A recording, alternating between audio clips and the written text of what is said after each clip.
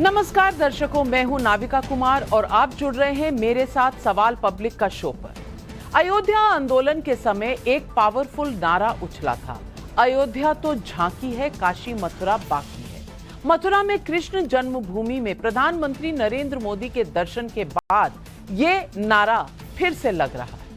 अयोध्या में 22 जनवरी 2024 को रामलला की प्राण प्रतिष्ठा की तारीख तय हो चुकी है, तो दूसरी ओर नरेंद्र मोदी ने ऐलान कर दिया है कि अयोध्या, काशी, उज्जैन, केदारनाथ की तरह ब्रज में भी भव्य दर्शन होंगे। बांके बिहारी टेम्पल कॉरिडोर के नाम पर मोदी का ये ऐलान उत्तर प्रदेश की सियासत के लिए बेहद अहम है। अखिलेश यादव के पीडीए यानी पिछड़ा दलित अल्पसंख्यक में पिछड़ा का बड़ा मतलब ही यादव वर्ग से माना जाता रहा है।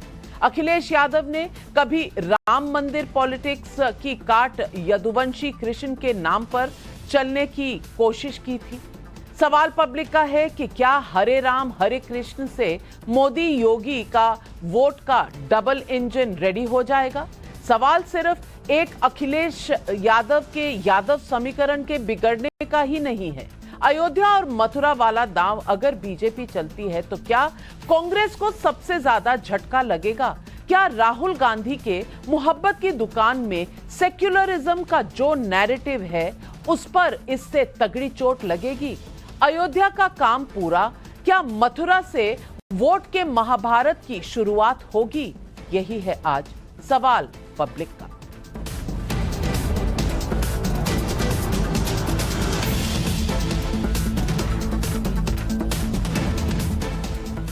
अखिलेश यादव की पॉलिटिक्स के लिए यादव वोट बैंक और यदुवंशी कृष्ण का नाम कितना मायने रखता है, ये उनके इस बयान से जाहिर होता है जो उन्होंने 2022 के यूपी चुनाव के दौरान दिया था। सुनिए कैसे कृष्ण अखिलेश के सपने में आते। रात में हम पे आए थे, रात में हमारे सपने में आए थे भगवान कृष्ण जी, कह रहे थे आपकी सरकार बनने वाली है। और एक बार नहीं आए, हर दिन आते हैं।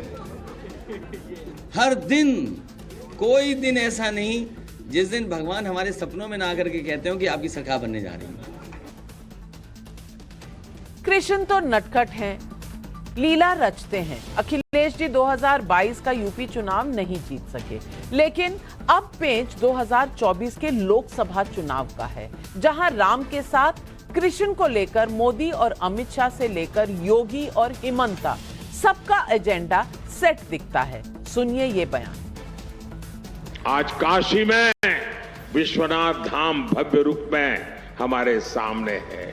आज उज्जैन के महाकाल महालोक में दिव्यता के साथ साथ भव्यता के दर्शन हो रहे हैं। आज केदार घाटी में केदारनाथ जी के दर्शन करके लाखों लोग धन्य हो रहे हैं। और अब तो अयोध्या में भगवान श्री राम के मंदिर के लोकार्पण की तिथि भी आ गई है। मथुरा और ब्रज भी विकास की दौड़ में पीछे नहीं रहेंगे। वो दिन दूर नहीं जब ब्रज क्षेत्र में भी भगवान के दर्शन और भी दिव्यता के साथ होंगे।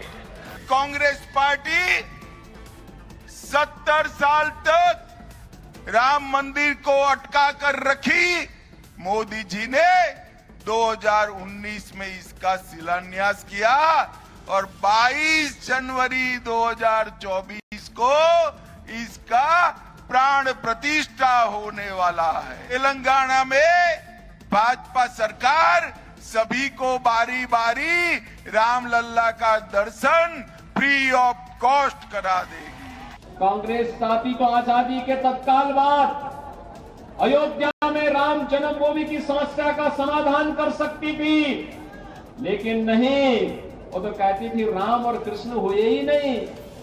आप थोड़ा सोचिए, सनातन धर्मावलंबियों को इससे बड़ी गाली और क्या हो सकती है? भाइयों बहनों, राम को गाली दी जाती है, कृष्ण को गाली दी जाती है। ये कांग्रेस के लोग देश के इतिहास को इसी तरीके से कलंकित करते रहे हैं। ये देश हिंदू का देश है और ये देश हिंदू का रहेगा। ये सेकुलरिज्म का भाषा हमें मत सिखाओ। आपसे मुझको सेकुलरिज्म का भाषा सीखना नहीं है।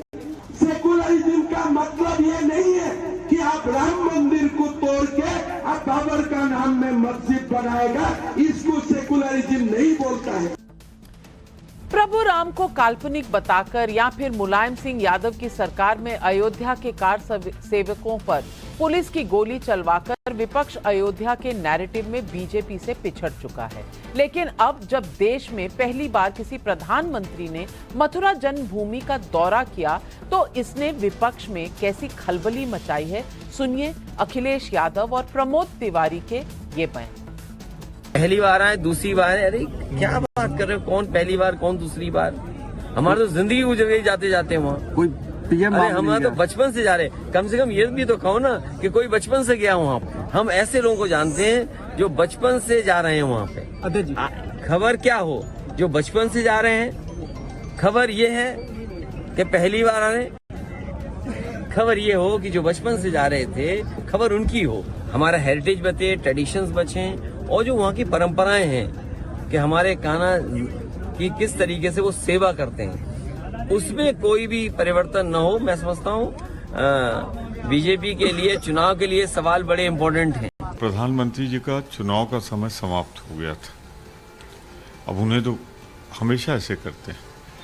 अब मथुरा और राजस्थान की सीमा भरतपुर की यूं सटी हुई है, तो कल वहाँ जाके उन्हें माहौल में थोड़ा सा धर्म जाति की बात करनी थी, कराए, और संगीत की बात भी कराए, और प्रधानमंत्री का पहला दौरा है तो इसी कौन बहुत सी महत्वपूर्ण बात होगी। तो आज पब्लिक पूछ रही है सवाल पब्लिक का, अयोध्या में मंदिर, मथुरा में कॉरिडोर, क्या 2024 के चुनाव में मोदी योगी का मास्टर स्ट्रोक है?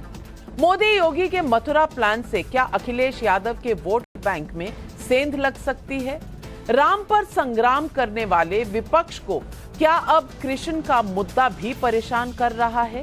यही है आज सवाल पब्लिक का, और इन सवालों के जवाब देने के लिए आज हमारे साथ जुड़ रहे हैं बीजेपी के प्रवक्ता शलभमणि त्रिपाठी, वारिस पठान एआईएमआईएम के प्रवक्ता हर्षवर्धन त्रिपाठी, वरिष्ठ पत्रकार तहसीन पूनावाला, कांग्रेस पार्टी को सपोर्ट करते हैं राजनीतिक विशेषज्ञ। लेकिन मेरा पहला सवाल जाता है मनोज यादव जी को, जो समाजवादी पार्टी के राष्ट्रीय प्रवक्ता हैं। और मनोज यादव जी, आपका सवाल पब्लिक का शो पर स्वागत है। और सवाल ये है कि इतनी खलबली क्यों?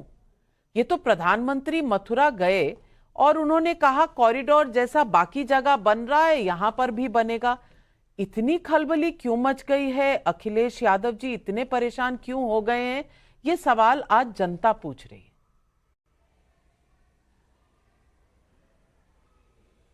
नविका जी, बिल्कुल समाजवादी पार्टी किसी भी तरीके से परेशान नहीं है। परेशान वो लोग हैं जो अपने 10 साल के कार्यकाल के बाद आज फिर भगवान की शरण में ही आ गए। ना तो वो 2 करोड़ रोजगार बता पाए, ना नोटबंदी के फायदे बता पाए।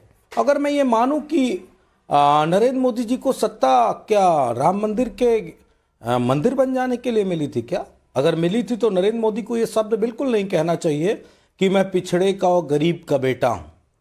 ये बात नरेंद्र मोदी ने कही थी। फिर नरेंद्र मोदी ने कहा था 1 के बदले 10 सिर लाऊंगा पाकिस्तान से, हेमराज वाला याद होगा ना आपको। लेकिन नरेंद्र मोदी 1 के बदले 10 सर क्या, आधा सर भी नहीं लाए पाकिस्तान का। इनको इसलिए मिली थी प्रधानमंत्री की पदवी, इस देश की जनता ने दी थी कि इन्होंने कहा था 2 करोड़ रोजगार देंगे, लेकिन वो दिया नहीं। कहा था कि मैं पिछड़ा हूं तो पिछड़ों का भला करूंगा, वो भी किया नहीं। पिछड़ा आयोग बना दिया, वो भी पता नहीं किस तरह का मूक बधिर आयोग है। आयोग तो चुनाव आयोग भी है, लेकिन वो किसी काम का नहीं है पिछड़ों के। तो नरेंद्र मोदी जी को सत्ता इन तमाम सारे बिंदुओं के आधार पर नविका जी मिली थी। अगर नरेंद्र मोदी इस वक्त वो सारे मुद्दे भुलाना चाहते हैं तो जनता याद दिलाएगी। मथुरा का कॉरिडोर बने, इसका भी स्वागत। राम मंदिर बन रहा है सुप्रीम कोर्ट के फैसले के बाद, उसका भी स्वागत। लेकिन आप हमको धर्म विरोधी मत बताइएगा। अभी योगी आदित्यनाथ की आपने बाइट चलाई और कहा, योगी आदित्यनाथ ने कहा ये राम को गाली देते हैं। योगी आदित्यनाथ जी सुन लीजिए, आपकी कैबिनेट में एक नेता है जिसका नाम संजय निषाद है, उसने सबसे बड़ी गाली अब तक भगवान राम को दी है। उन्होंने कहा कि भगवान राम दशरथ के पुत्र ही नहीं है। इससे बड़ी गाली भगवान राम को कुछ नहीं होगी। ना तो शलभमणि त्रिपाठी, ना बीजेपी का कोई प्रवक्ता, ना कोई बीजेपी का नेता संजय निषाद को अब तक निकालने की बात कर पाया। क्यों? क्योंकि वोट घट जाएगा तो सरकार नहीं बनेगी, क्योंकि राम मंदिर से सरकार नहीं बनती है, कॉरिडोर बनवाने से सरकार नहीं बनती है। चलिए, ये बात नरेंद्र मोदी को और अमित शाह को बहुत बेहतर मालूम है। अमित शाह का भी बयान आपने चला दिया। अमित शाह ने कह दिया भगवान राम के फ्री में दर्शन होंगे। क्यों? काशी कॉरिडोर में फ्री में हो रहे हैं क्या? वहां भी महंगा कर दिया।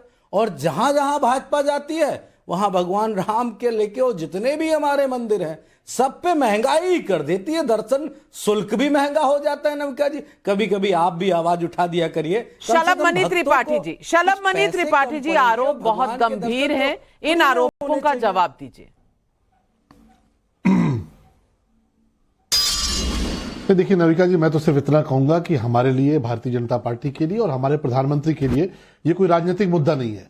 ये आस्था का मुद्दा है और हृदय का मुद्दा है। मैं तो इतना कहूं कि भारत के सनातनी लोगों के लिए स्वर्णिम काल है। वरना कौन भगवान राम के प्रति किस प्रकार का भाव इसी देश में होता था, आप सबने देखा है। और मैं आज भी कहता हूं कि मैं तो, अगर आप नाम गिनना शुरू करिएगा तो आज भी कितने लोग अयोध्या गए। बड़ी बड़ी बातें तो करते हैं कि नहीं साहब, हम भी चाह रहे हैं, स्वागत कर रहे हैं कि राम मंदिर बने, पर कितने लोग अयोध्या गए, कितने लोग दर्शन करने गए? किसने कार सेवकों पर गोलियां चलवाई?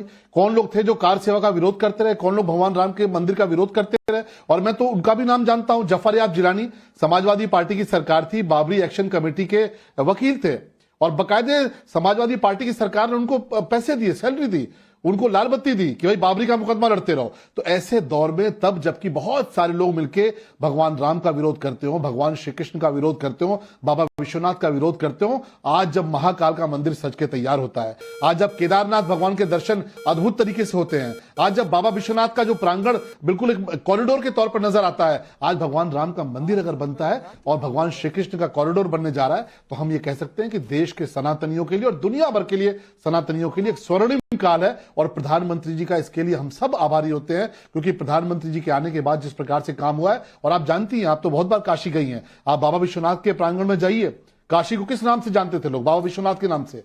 और जब आप ड्रोन से वीडियो लेते थे 2014 के पहले, तो आप देखते थे कि बाबा का दरबार छोटा होता था और आसपास जिन लोगों ने अवैध कब्जा कर रखा था कुछ सैकड़ों साल पहले, जिन्होंने वहां पे आक्रमण किया था, उनका पूरा जो दरबार था वो बड़ा नजर आता था। आज आप जाएंगे तो बाबा का दरबार बड़ा नजर आता है, आक्रमणकारियों के निशान मिटते चले गए।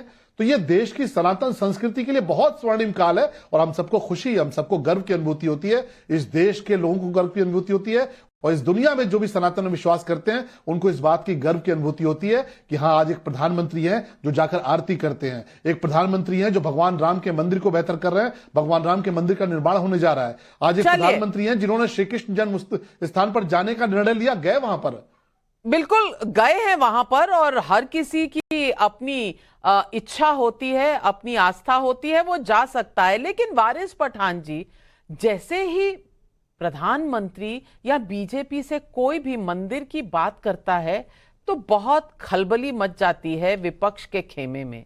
ऐसा क्यों होता है? कुछ लोगों का कहना है कि ये दो समुदायों के बीच कोई खिंचाव पैदा कर देता है। अगर कोई मंदिर जाता है तो खिंचाव हो जाता है, कोई मस्जिद जाता है तो खिंचाव हो जाता है, कोई गुरुद्वारे जाता है तो क्या खिंचाव हो जाता है? ये कौन सा आर्ग्यूमेंट है वारिस पठान जी? देखिए नविका जी, 2-3 बातें हैं मैं रखना चाहूंगा। एक तो बीजेपी जो है ना, ये 2 से लेके 300 पार कर गई। किस बुनियाद के ऊपर? विकास की बुनियाद पर नहीं, काम की बुनियाद पर नहीं, सिर्फ ध्रुवीकरण की बुनियाद पर, सिर्फ पोलराइजेशन की पॉलिटिक्स के ऊपर।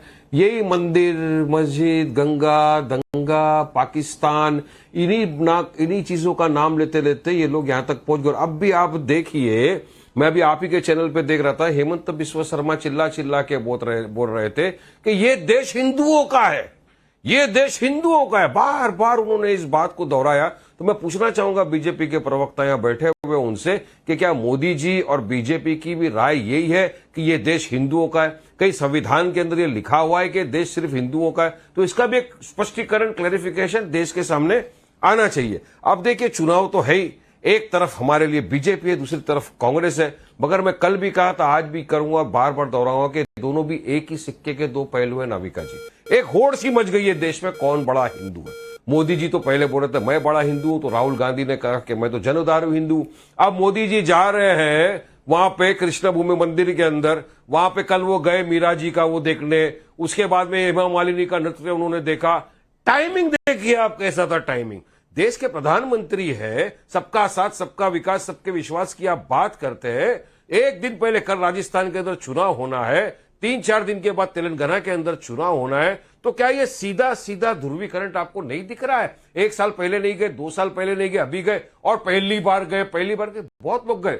बात नंबर 2 नविका जी ये भी है कि क्या बीजेपी ने अभी पहली बात आपने इतनी लंबी कर दी तो वारिस पठान जी, मेरी आपसे गुजारिश है कि आप मंदिर मस्जिद कहते हैं वहां तक तो ठीक है, लेकिन आप गंगा के साथ दंगा कहते हैं तो उस पर सेक्युलरिज्म की चादर मत ओढ़िएगा। गंगा के साथ दंगा राइम करता है, ये पोइट्री का शब्द नहीं है। गंगा कई लोगों के लिए पावन है, तो किसी की भी भावनाओं को ठेस ना पहुंचे। मैं चाहूंगी कि आप इस तरह की इस तरह की जुगलबंदी मत किया। चाहे भावनाएं, चाहे मोदी जी की हो, चाहे नाविका जी की हो या वारिस पठान की हो, भावना का सबको कदर करना चाहिए। संविधान में तो इक्वालिटी लिखा हुआ है ना, वी आर ऑल इक्वल। तो मेरी भावना की कदर क्यों नहीं करते? देखिए ना, बास मरतबा ये होता है कि एक मॉल के अंदर एक कोने में 2 जन अगर नमाज पढ़ रहे होते हैं तो उनपे तो FIR हो जाता है नाविका जी। लेकिन वहीं पर अगर कोई ट्रेन के अंदर डांडिया खेले,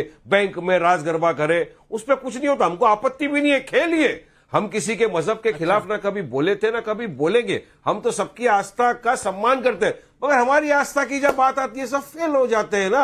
और कांग्रेस जो सेक्युलरिज्म की बात मुझे मत बोलिए, ये जो चैंपियंस ऑफ सेक्युलरिज्म अपने आप को बोल रहे हैं ना, इतने वर्षों से 75 साल से देश में राज किए, इनको 90% मुसलमानों के वोट चाहिए नविका जी, मगर मुसलमानों के लिए करना क्या है? अभी आप हम सबने देखा ना, मध्य प्रदेश का चुनाव हुआ, 230 सीटें थी नविका जी, बिल्कुल जितनी संख्या भारी उसकी उतनी हिस्सेदारी। इन्हीं के अल्फाज है, 2 मुसलमानों को दिया, क्यों ऐसा किया आपने? चलिए कांग्रेस से भी जवाब लेंगे, लेकिन ये शो फैक्ट्स का शो है, तो मैं फैक्ट क्लियर कर दूं। आप बैंक में दांडिया की बात कर रहे थे, किसी बैंक में कोई दांडिया नहीं हुआ, उस बैंक ने ही डिनायल भेजा था और वो ऑफिशियल डिनायल है। इससे ज्यादा अगर आपके पास इंफॉर्मेशन है तो इस देश में पुलिस थाने हैं जहां आप FIR करवा सकते हैं। लेकिन सवाल बहुत जरूरी उठाए हैं शलभमणि त्रिपाठी जी, आप जवाब दीजिए वारिस पठान। लेकिन अगर वारिस पठान एक बैंक के कोने में पढ़ लेगा तो हो जाएगा FIR। देखिए कि ये कितनी हैरानी की बात है नाविका जी, अगर एक कोने के अंदर खड़े होकर चुपचाप सुन लीजिए वारिस भाई, सुन लीजिए। आप कोने में जाते कहां हैं? आप हमेशा सेंटर ऑफ अट्रैक्शन रहते हैं, बीच में रहते हैं। शलभमणि त्रिपाठी जी की का जवाब सुन लीजिए। नाविका जी, मैं तो हैरान हूं कि वारिस भाई ने किस प्रकार से भगवान श्री कृष्ण के जन्म स्थान का जो प्रधानमंत्री ने जाके वहां दर्शन किया है, किस प्रकार से उसको ध्रुवीकरण से जोड़ रहे हैं। भगवान श्री कृष्ण का नाम क्या ध्रुवीकरण से जुड़ता है? भगवान राम के नाम पे क्या ध्रुवीकरण होता है? जिन लोगों की इस प्रकार की मानसिकता है कि भगवान कृष्ण के नाम पे वो ध्रुवीकरण देखना चाहते हैं, उनकी मानसिकता उसी प्रकार की है कि उनके नेता ये कहते हैं कि इस देश से 25 मिनट के लिए सेना हटा लो, फिर देखो हम क्या करते हैं। उनके नेता किस प्रकार की भाषा बोलते हैं, और उनकी खुद की पार्टी का नाम क्या है? ऑल इंडिया मुसलमान, एक धर्म की बात करते हैं। और भगवान श्री कृष्ण को वो ध्रुवीकरण से जोड़कर देखना चाहते हैं। मुझे लगता है कि ये बहुत ही आपत्तिजनक बात है। गंगा को दंगा से जोड़कर देखना चाहते हैं, इससे बड़ी आपत्तिजनक बात कोई नहीं हो सकती। आज अगर प्रधानमंत्री जी जा रहे हैं वहां पर, आज क्या मथुरा को आज नहीं हजारों सालों से लोग जानते हैं कि भगवान श्री कृष्ण का जन्म स्थान है, आप उसको बिठा देंगे क्या?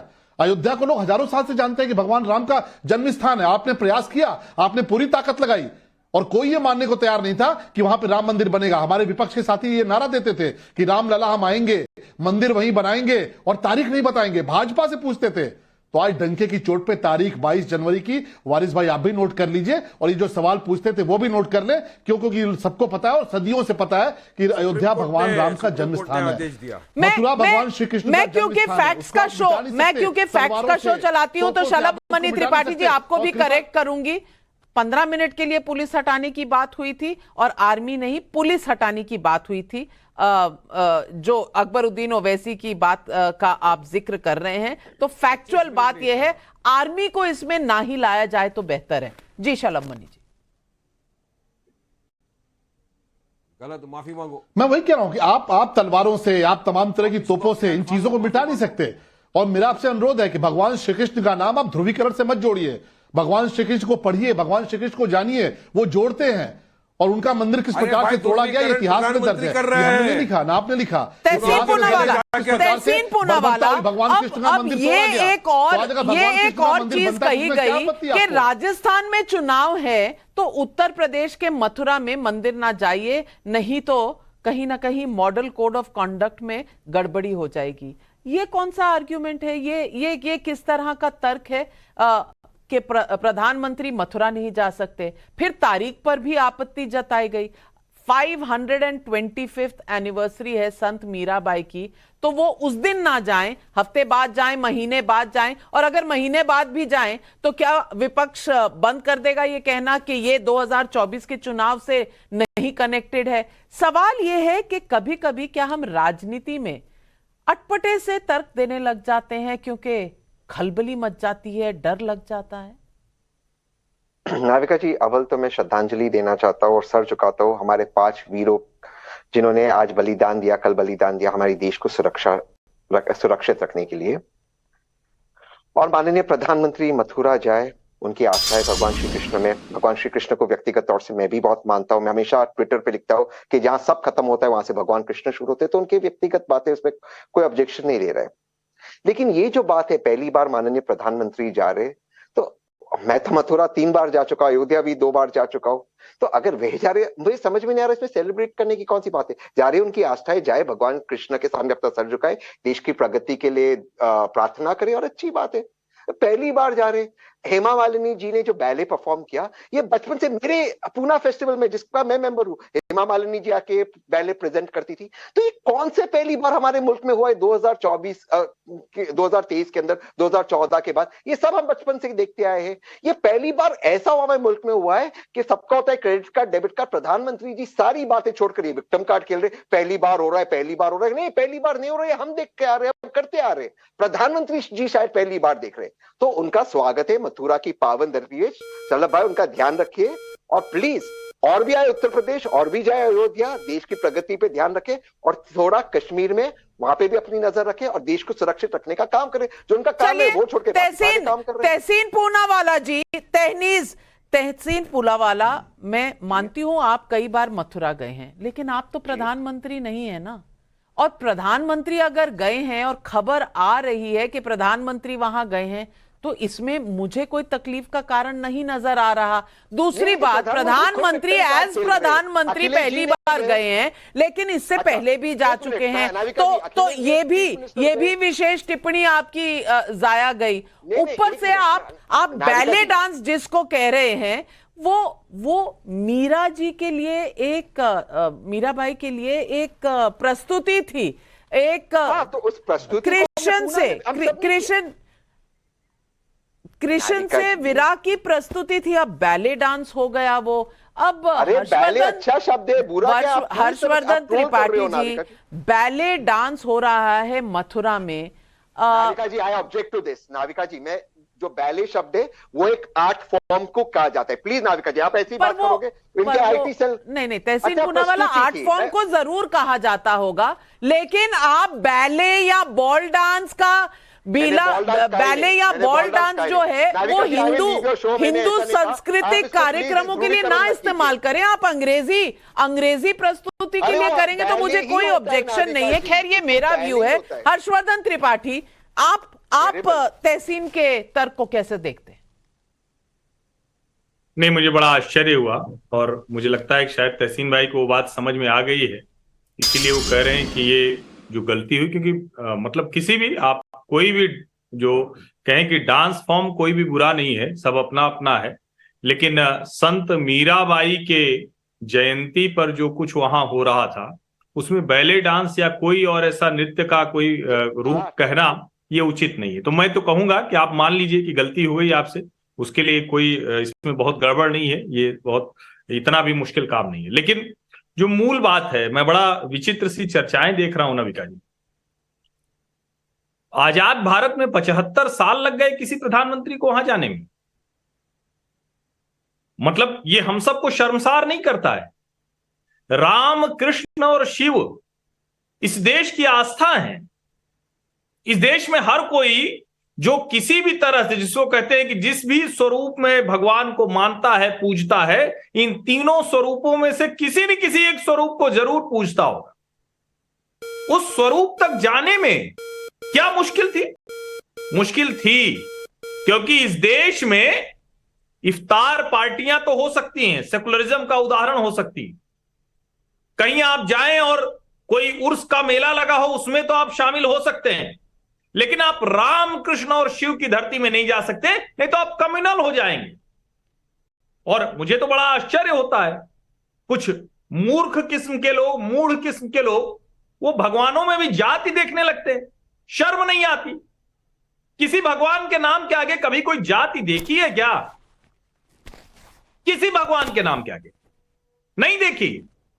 और अगर आप भारत को, हिंदुओं को समझ रहे हैं, मैंने कहा और नविका जी आपने भी कहा, संत मीराबाई, जो फेमिनिज्म, पैट्रियार्किज्म, पता नहीं क्या क्या लोग बताते हैं, संत मीराबाई, मीराबाई महिला है, उनके आगे भी हिंदू परंपरा में भक्ति काल की सबसे बड़ी संत मानी जाती।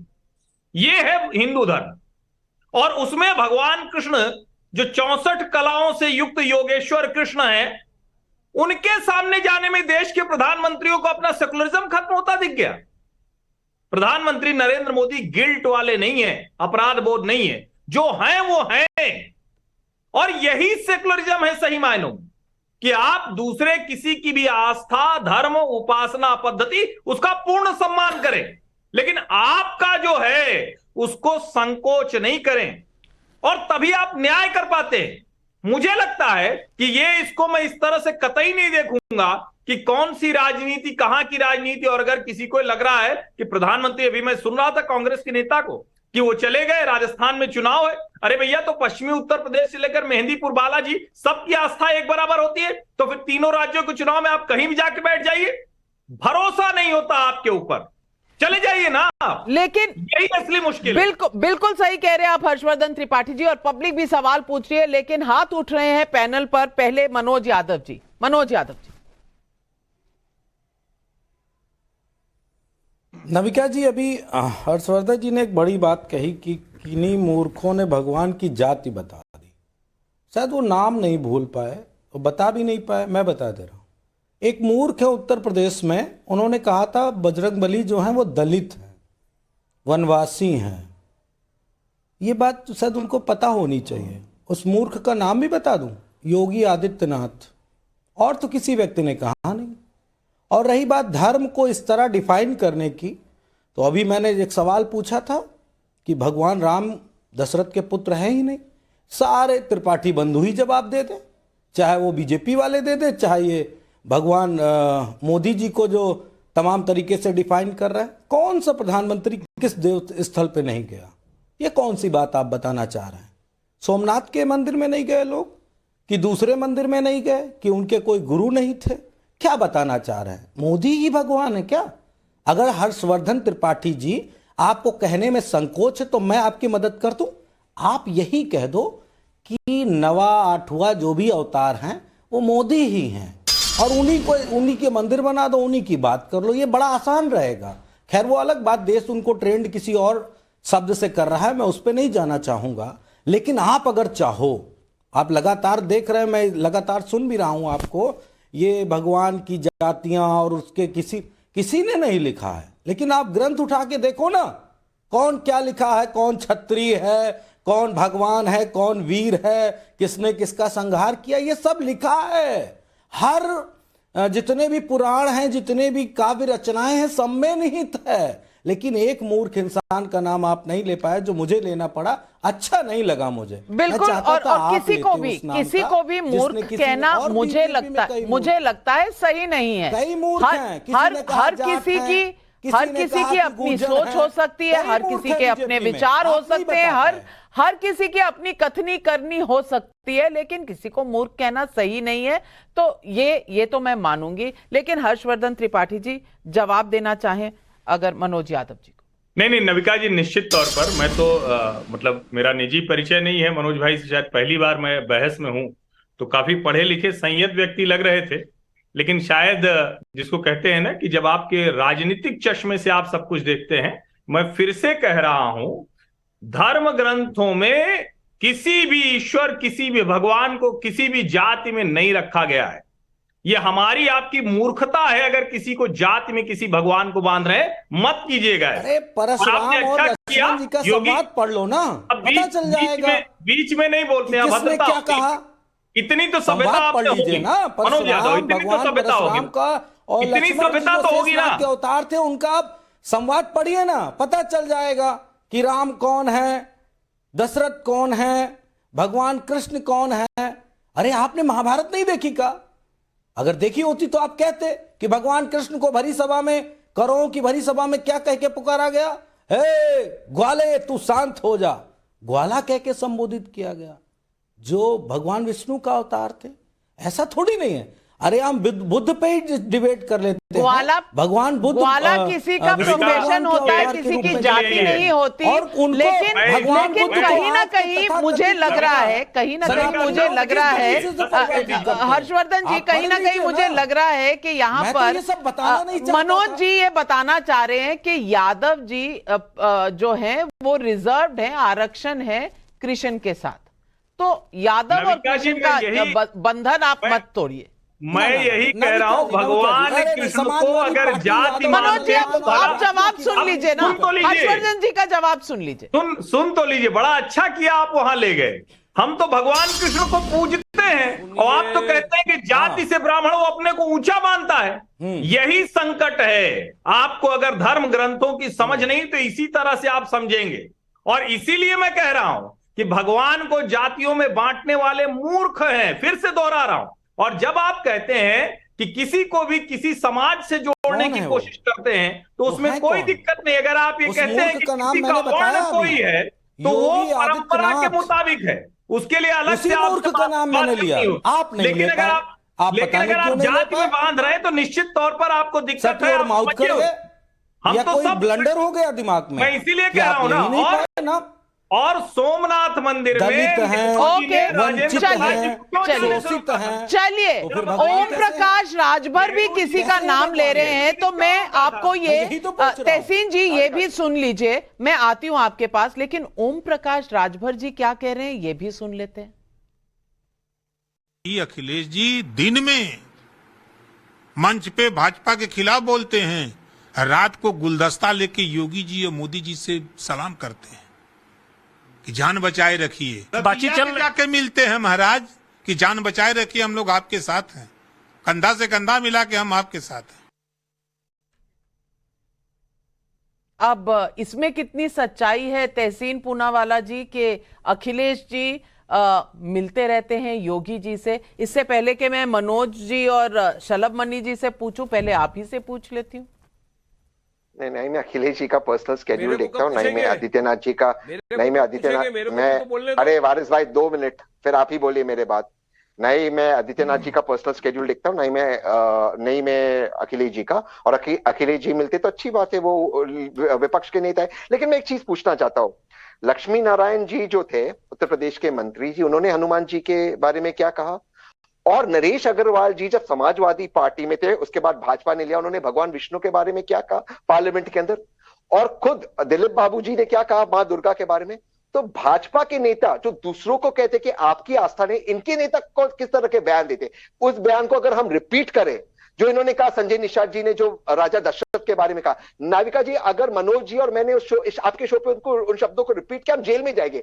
ये करे तो चमत्कार, कोई और करे तो गुनहगार। इनसे बड़ा कोई त्रिपाठी जी जवाब दीजिए। एक लास्ट लाइन, अखिलेश जी बतौर मुख्यमंत्री मथुरा गए थे ना वो, तो इसमें नई बात क्या है? आपकी आस्था है तो कीजिए, कौन मना कर रहा है, लेकिन इसको आप मार्केट क्यों कर रहे हैं वो सवाल। शलभ मनी त्रिपाठी जी नहीं, हम कहां मार्केट कर रहे हैं तहसीन भाई, हम तो बिल्कुल मार्केट नहीं कर रहे हैं। आप जरूर इसको मुद्दा बना रहे हैं और हमें तो अच्छा लगा सुन के कि आप भगवान श्री कृष्ण का दर्शन करने भी जाते हैं, भगवान राम का दर्शन करने भी जाते हैं। तो जरा राहुल जी को समझाइए ना ये बात प्रियंका वाड्रा जी को समझाइए, ये बात सोनिया जी को समझाइए कि भाई राम जी का दर्शन करिए, जाके भगवान श्री कृष्ण का जन्म स्थान देकर आइए। क्यों? क्योंकि दुनिया में आप तलवारों से या तोपों से या घुड़सवारी से आप भगवान राम का नाम अयोध्या से नहीं मिटा पाएंगे। मिटाने की कोशिश की किसी कालखंड में बर्बर अत्याचारियों ने, आक्रमणकारियों ने, नहीं मिटा पाए। आज देखिए भगवान राम का मंदिर बनने जा रहा है और यह भगवान राम की कृपा से ही बन रहा है। यह भगवान राम की कृपा हुई तभी देश की कुर्सी पर मोदी जी बैठे और प्रदेश की कुर्सी पर योगी जी बैठे। यह भगवान राम की कृपा है, यह भगवान श्री कृष्ण की कृपा है कि आज मोदी जी और योगी जी हैं। और देखिए वहां पर भी कितना बड़ा काम होने जा रहा है। यह भगवान बाबा विश्वनाथ की कृपा है कि इतना बड़ा कॉरिडोर बनकर तैयार हो गया। तो राहुल जी को समझाइए ना ये बात, सोनिया जी को समझाइए। पब्लिक भी ये सवाल पूछ रही है। संजय मिश्रा का भदोही उत्तर प्रदेश से सवाल है, खलबली तब नहीं मचती जब सनातन धर्म को डेंगू मलेरिया बताया जाता है। खलबली तब नहीं मचती जब स्वामी प्रसाद मौर्य माता लक्ष्मी का अपमान करते हैं, लेकिन मोदी मथुरा के धार्मिक स्थल के विकास की बात करें तो खलबली मच जाती है। ऐसा क्यों? मनोज जी, दर्शकों का सवाल है, जरूर जवाब दीजिए। वारिस पठान जी, आ रही हूं आपके पास। देखिए नविका जी, मैं एक बड़ी बात कहना चाहूंगा आपके चैनल पे और उसका जवाब मैं चाहूंगा कि सलमबड़ी त्रिपाठी या त्रिपाठी बंधु दें जरूर। हजारों साल से हम भगवान राम के लंका पर जीत के बाद अयोध्या वापसी पे हम दिए जलाते हैं, उसी को हम दिवाली कहते हैं। पता नहीं ये कौन लोग थे इसको लक्ष्मी पूजा में कन्वर्ट करा दिए। ये बताओ भाई, किसने कन्वर्ट करा दिया? हम तो भगवान राम के आगमन पे ही दिवाली मनाते हैं। हम नहीं मना रहे थे, हमारी कितनी पीढ़ियां मना रही थी, तो हम राम विरोधी कब से हो गए भाई? ये जवाब दो। ये सिर्फ राजनीति के लिए, वोट के लिए, सत्ता के लिए भगवान राम को बेचना चाहते हो? बेचो भाई, ये तुम्हारी मर्जी, हम नहीं बेचते। लेकिन भगवान कृष्ण हमको शक्ति इस बात की देते हैं। पब्लिक के सवाल में है, पब्लिक के सवाल में है कि अगर आप इतने ही आस्था वाले हैं तो जब सनातन को डेंगू बोला जा रहा था, एड्स बोला जा रहा था, तो आपकी आवाज क्यों नहीं निकली? बिल्कुल सही आपने कहा, इस पे भी आवाज उठानी चाहिए, लेकिन सरकार को इस पे कार्रवाई करनी चाहिए। तमिलनाडु में एफआईआर हुई, कब तक जेल जाएंगे? ये तमिलनाडु में तो आपके गठबंधन की पार्टी है वहां, और law and order state subject है। कमाल करते हैं मनोज भाई। बात नहीं कर रहा हूं मैं, सेंट्रल गवर्नमेंट की बात कर रहा हूं। Most powerful government is central government in India, not a state government. अच्छा, सबसे पावरफुल सेंट्रल गवर्नमेंट होती है नविका जी, आपको तो सारी बात पता है, मुझे कुछ बताने की आवश्यकता नहीं। चित भी मेरी, पट भी मेरी, जो भी करना है मोदी जी को ही करना है। शलभमणि त्रिपाठी जी, आधा मिनट का समय। नाविका जी, मैं एक बड़ी बात पूछना चाहता हूं। यहां आप हाथ उठवाइए कि अयोध्या का 5 कोसी या 14 कोसी परिक्रमा किन लोगों ने किया है? यहां पे मैं उम्मीद 2 त्रिपाठी बंधुओं से ही करता हूं। कौन दोनों लोगों? आपने अगर किया है तो अच्छी बात है, उन्होंने किया है तो दर्शकों, मैंने किया है, नहीं आपने किया है तो अच्छी बात है। दर्शकों के आपके पर्सनल उसका नहीं जानना है, लेकिन डेंगू बोलने वाले सनातन पर आपने कोई प्रतिक्रिया क्यों नहीं दी? इस पर तो आप जवाब नहीं दे रहे। शलभमणि त्रिपाठी जी, वहां भी मोदी जी जाएं, एफआईआर दर्ज कराएं। सुबह भी बेचो, शाम को भी बेचो। नहीं, देखिए मैं भी सुन रहा था, बहुत अच्छा लगा कि हमारे समाजवादी पार्टी के साथी ने, इनको याद तो है कि हाँ भगवान राम जब रावण का वध करके लौटे तो दिवाली मनाई गई। लेकिन जरा सोचिए 2017 के पहले यही नविका जी, यही अयोध्या थी कि दीपक नहीं रखने दिए जाते थे। भगवान राम कहां थे? फटा हुआ टेंट था, और फटे हुए टेंट में हर बारिश में जब वहां से बारिश की बूंदें गिरती थी तो साधु संत जाते थे सरकार के पास कि भैया दिवाली नहीं मनाई जाती। बोलने दीजिए, ऐसे टोकिए मत। जब बात करते हो टोकिए मत नाविका जी, हजारों साल से नहीं मनाई गई। रोकिए इनको नाविका जी, नहीं हजारों साल से दिवाली नहीं मनाई गई। मनोज जी, आप पहले सुन लीजिए, फिर आपको काउंटर का समय दूंगी। मनोज जी आपको काउंटर का समय दूंगी। शलभमणि, तलवारें खिंचवा रखी आपने डिबेट में, तो जवाब तो देना पड़ेगा। हजारों साल से दिवाली नहीं मनाई। टेंट फटी हुई थी, टेंट फटे होते थे भगवान राम के ऊपर, और जब टेंट से पानी गिरता था तो भक्तगण जाते थे, लोग जाते थे, इस हाथ सरकार से गुहार लगाते थे 2017 के पहले कि केवल टेंट के भीतर जो फटा हुआ टेंट है उस पर पाबंद लगाने दो। सरकार कहती थी नहीं, हम इसकी अनुमति नहीं देंगे, हम नहीं परमिशन देंगे। ये लोग दिवाली नहीं मनाने देते थे। अयोध्या में आपने कब देखा? नविका जी आप मुझे बताइए, 2017 के पहले आपने कब देखा कि अयोध्या में इस प्रकार की भव्य दीपावली हुई? योगी जी मुख्यमंत्री हुए, उसके बाद से रिकॉर्ड क्या, ये दिया तक नहीं। लेकिन मनोज जी की भी बात में दम है कि सुप्रीम कोर्ट का वर्डिक्ट आने के बाद ही ये सब हुआ सुप्रीम कोर्ट का जब तक वर्डिक्ट नहीं आता तो ये कैसे होता, ये भी एक सवाल है। लेकिन पब्लिक के और सवाल हैं। अजीत पुरोहित का जबलपुर से सवाल है, क्या भारत में मंदिरों के विकास को चुनाव से जोड़ा जाना उचित है? सतीश चांडक का मुंबई से सवाल है, आज कोई है जो हिंदुओं की आस्था का ध्यान रख रहा है तो विपक्ष को क्यों तकलीफ है? कान्हा शर्मा का मथुरा से सवाल है, अगर बीजेपी ने राम मंदिर बनवाकर इसका श्रेय लिया तो क्यों ना इंडी गठबंधन के सभी नेता मिलकर ऐलान कर दें कि मथुरा में भव्य राम मंदिर, भव्य कृष्ण मंदिर हम बनवाएंगे। ये मुद्दा मंदिर का 2024 का फिर से सबसे बड़ा मुद्दा क्या विपक्ष ही बना देगा वारिस पठान जी? नाविका जी, मैं आपसे सवाल करना चाहता हूं, एक जरा डायरेक्ट जवाब देंगे तो बहुत अच्छा लगेगा। क्या आप भी यही मानते हो कि 2014 जब मोदी आए उसके पहले वहां पे दिवाली बनती ही नहीं थी? क्या आपको ये यकीन है कि वो दिवाली नहीं बनती थी? आप पहले हाँ या ना में जवाब दीजिए, फिर मैं बात करता हूं, जो ऐसा बीजेपी के प्रवक्ता ने अभी बताया। नहीं, वारिस पठान दिवाली नहीं बनती थी 2014 वारिस पठान जी, मैं एंकर हूं, मैं सवाल पूछती हूं, सवालों के जवाब देती नहीं। फंस गए। तो मैं सवाल आपसे पूछ रही हूं, जवाब देने का समय आपको दे रही हूं। आप मुझसे क्यों सवाल पूछ रहे हैं? आप शलभ मनी जी से पूछिए। अच्छा, ये पब्लिक सवाल पूछ सकती है नाविका जी, वारिस पठान नहीं पूछ सकता सवाल। वाह, जिनसे पूछना उनसे पूछिए ना सर। मैं आपकी जवाबदेह नहीं हूँ, आपकी जवाबदेह मैं नहीं हूँ। चलिए पूछता हूं। शलभ मनी त्रिपाठी जी। अच्छा, अभी सवाल मैं जवाब देना चाहूंगा नाविका जी, मैं जवाब देना चाहूंगा। शलभ मनी त्रिपाठी जी, सवाल, अरे सवाल तो सुनो पहले, मेरे उस बात का जवाब दो। जवाब देना चाहूंगा। मैंने सवाल पूछा शलभ मनी त्रिपाठी भाई से, बताइए हेमंत बिश्व शर्मा ने कहा कि ये देश हिंदुओं का है, तो क्या आप और बीजेपी का ये ऑफिशियल लाइन है कि ये देश हिंदुओं का है? सुनो पहले बात तो सुनो यार, मैं तुम बोल रहे थे कितना खामोशी के साथ सुना शलभ मनी जी। अब मेरा सवाल है, हेमंत बिश्व शर्मा ने कहा कि ये देश सिर्फ हिंदुओं का है, तो क्या आप और बीजेपी यही मानती है कि आपकी पार्टी लाइन यही है कि देश सिर्फ हिंदुओं का है? ऐसा आपका बोलना है, मानते नहीं मानते हाँ या ना में जवाब दे दो। चलो शलभ मनी जी। ये देश शलभ मनी त्रिपाठी का भी है, नविका कुमार का भी है, वारिस पठान साहब का भी है। ये देश सबका है, वारिस पठान का भी है, नविका कुमार का भी है, हेमंत बिश्व शर्मा झूठ बोल रहे हैं जी का भी है। ये देश हेमंत बिश्व शर्मा ने जो कहा इस देश वो गलत है, तो उसका खंडन करिए पहले। भाई, इस देश की पहचान किससे है? नहीं, आप उनके बयान को समझ नहीं पाए वारिस भाई, आप उनके बयान को समझ नहीं पाए। भारत को हिंदुओं का देश माना जाता है। अरे समझ क्या, मैं तो टीवी पे देख रहा हूं भाई। साथी जब हज करने यहाँ से जाते हैं, पर्सनल आके नहीं बोला उन्होंने, तो नाविका जी के शो में जो चला है हज करने जाते हैं, हज करने जब जाते हैं तो क्या माना जाता है? आप मुझे बताइए।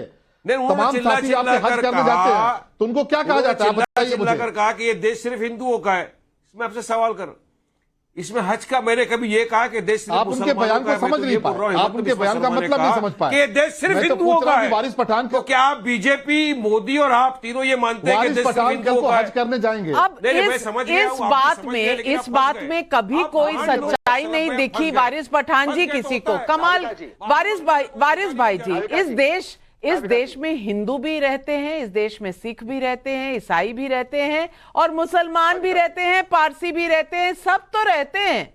और वारिस पठान जी, तो आप हमें बता रहे हैं, आप हमें बता रहे हैं जब देश का विभाजन हुआ था, और किसी की तो बात मैं क्या करूं, मेरे अपने माता पिता चलकर नंगे पैर उस धरती से इस धरती में आए, क्योंकि ये जो देश था ये दो हिस्सों में बंट गया था।